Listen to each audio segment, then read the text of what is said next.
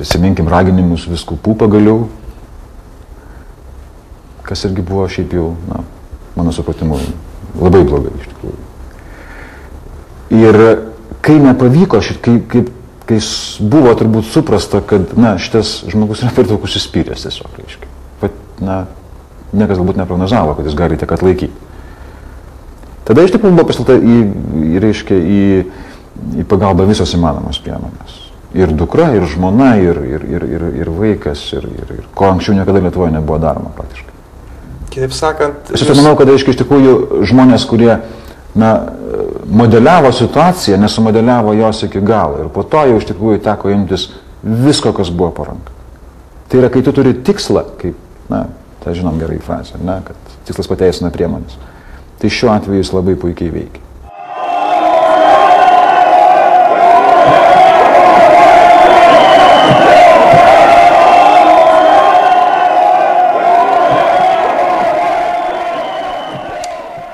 Aš irgi galvojau apie tai. Ir vienu metu maniau, kad geriausias argumentas būtų prieš tautą būtų Seime, na, sakysim, pakelti ranką prieš save. Tai būtų, reiškia, visiems laikams ir visoms tautoms pamokymas, kiek tai yra įmanoma, kad, na, yra riba, kurios peržengti neįmanoma. Negalime. Priešingų atveju jau nebe žmogus sunaikinamas, žmogiškumas sunaikinamas apskritai. Bet matyt, Paksas turi kokį nors ateities projektą ir manau, kad tai padėjo išsilaikyti.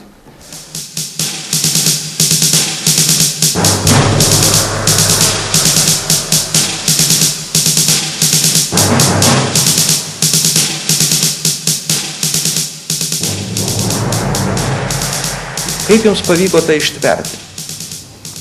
Kaip prieš jūs susivienijo, na, galima sakyti, vos ne visos valstybės institucijos ir opinija? Aš galvoju, kad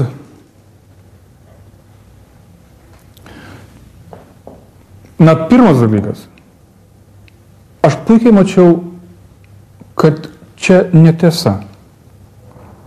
Kad čia netiesa, kad čia neobjektyvu. Puikiai mačiau. Ir skaičiau mano priešininkų mintis, kodėl jie taip daro, ką daro. Ir tai daro ne kad demokratiją atkurti valstybėje, ar kad demokratija triumfuotų, bet jie daro dėl savo merkantilinių interesų. Ir mačiau, kokios priemonės yra pasirinktos. Ir kai matai, kad čia yra jų kovos priemonės, tai, sakykime, pasimetimas arba, sakykime, pasidavimas tam, nu, tai yra jų pergalė, ko aš negalėjau savo tokio malonumo leisti, kad jie turėtų tokį malonumą. Tai yra vienas dalykas. Aš mačiau daug suklaidintų žmonių, ant kurių tu negali pykti.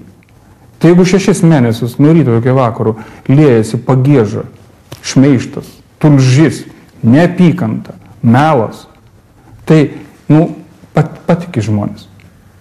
Nors dar kartą kartoju, nenorėčiau net pačiam didžiausiam priešui palinkėti, pabūti bent vieną dieną to gyvenimo, kokį man teko patirti šiek tiek ilgiau.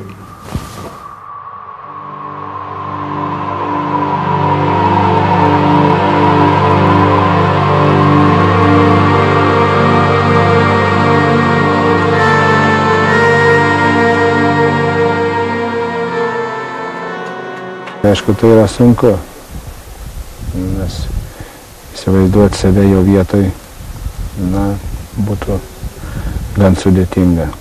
Jūs neįsivaizduojat? Mes sunkiai įsivaizduoju. Atlaikytume tokį dalyką, nors jūs gyvenime turėjot žiaurių išbandymų, buvot sudužę su lėktuvu.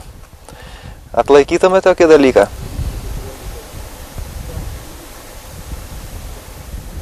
Na, gal aš kitaip žiūrėčiau trupučiuką.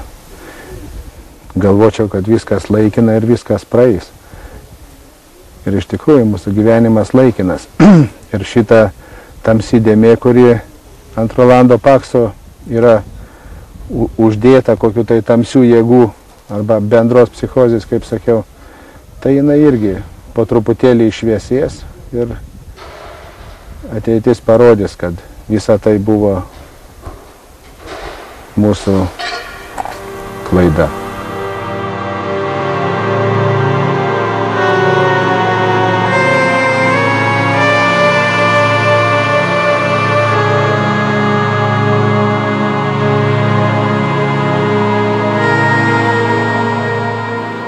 Kodėl, kai jisai buvo taip akivaizdžiai trypiamas, nesiskaitant su jokiom etikos, moralės normom, kodėl iš esmės, kaip beveik visi tylėjo? Visi stebėjo šitą procesą ir tylėjo. Su retom išimtim. Matot, visada yra lengviau būti ten, kur dauguma. Visada yra lengviau kaltinti. Galų gale, juk prisiminkim, daugelis žmonių išgarsėjo per apkaltą. Daugelis gavo postus, diplomatinės tarnybas. Tai buvo paranku. Supratat, kada vieną juodinį, tai kažkaip. Tai Herostratas irgi iki šiol žinomas kaip garsi asmenybė, ar ne? Na taip. O jūs savo radote tą atsakymą, kur yra šitokios neregėtos per šitos 15 metų neapykantos priežastys? Kodėl jūs šitaip jie? Manau, mumyse, mes gebėjom. Baimė mus valdo. Aš manau, kad mes vis dėlto atėję iš tų tarybinių laikų neatsikratėm savo kompleksų. Ir aš nežinau, ar mūsų karta jau atsikratys. Nes tikrai buvo keista kartais klausyti žmonių, nes tu žinai, kad jie supranta. Ir tu žinai, kad privačioje kompanijoje kalba kitaip. Netgi neginant Pakso, jeigu, tarkim, užteko pasakyti, aš manau, kad tai, kas vyksta, čia yra blogai, nekalbant apie Paksą kaip apie prezidentą. Tai iš karto buvo žiūrima, aš tą pats puikiai prisimenu, tai iš karto buvo žiūrima kaip blogietį, vadinkim, kaip ar ne, reiškia. Tu buvai ne toj pusė, ne toj stovyklai. Ir tai grėsia labai daugelių dalykų, tai grėsia, tarkim, darbė tau grėsia, tavo požiūrį, reiškia, aplinkinių ir nedaug kas norėjo rizikuoti, tai dalis galbūt tiesiog buvo linkę patylėti, nieko nesakyti.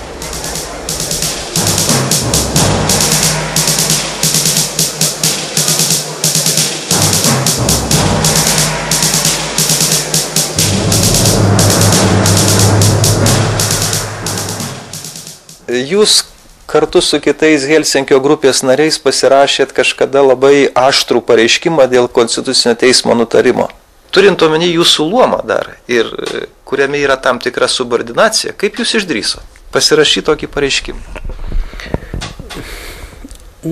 Aš gal nepasirašiau jo pareiškimą, aš vienas iš tų kūrėjų šito pareiškimo esu. O kadangi esu kunigas, netiesai pritarti negaliu. Man kunigo sąžinė neleidžia.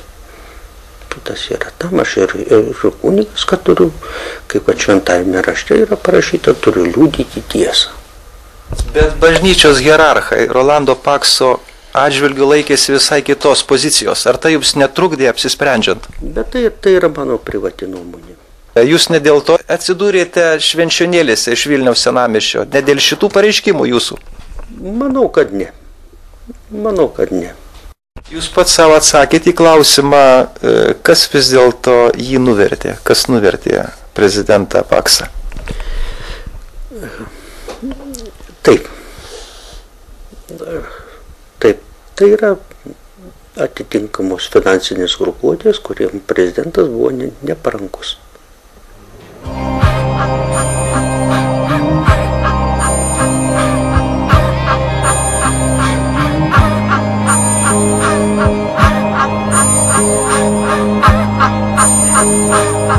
O lėktuvo gedimai, iš kurių tarp kitko irgi šaipydavosi kai kas, buvo jie?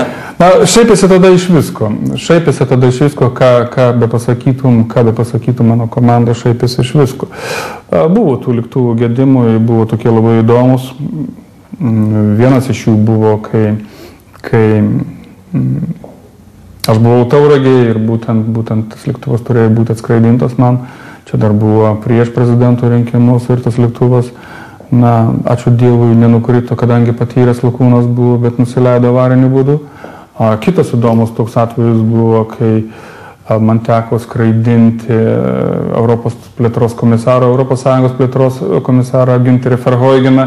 Būtent tas lėktuvas po 3 valandų nukrito ir technikai niekaip negali suprasti, kas atsitiko su to lėktuvu. Būtent šitas lėktuvas nukrito. Būtent. Prieš skridimą po tiltu irgi mes turėjom problemų su technika.